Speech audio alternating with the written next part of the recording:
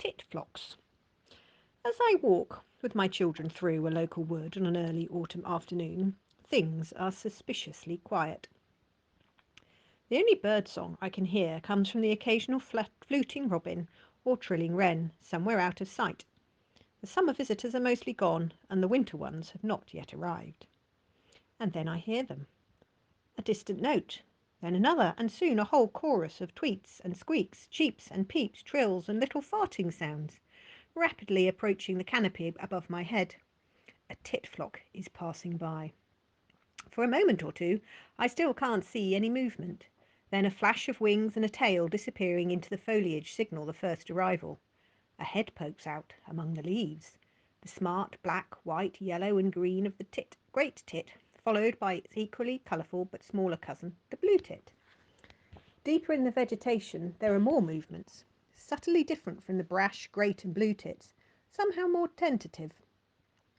This time the bird looking back at me shows the soft pink, brown and cream of a long-tailed tit, whose moist little call I have been hearing for the past minute or so. As always, another, and then another and another follows. Long-tailed tits are famously family-orientated, the youngsters staying with their parents all winter long. All these birds have come together to increase their chances of surviving the rigours of winter. More birds mean more eyes to find food and to warn against predators such as sparrowhawks. Their calls are a way of keeping in touch and allowing stragglers to reconnect with the main flock. Over the years I've seen other scarcer birds tagging along with the usual crowd.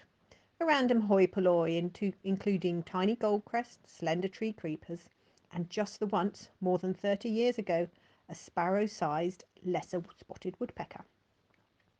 Often the flock has passed by almost as soon as it appears, but I have occasionally persuaded them to linger a longer while by a technique birders call pishing.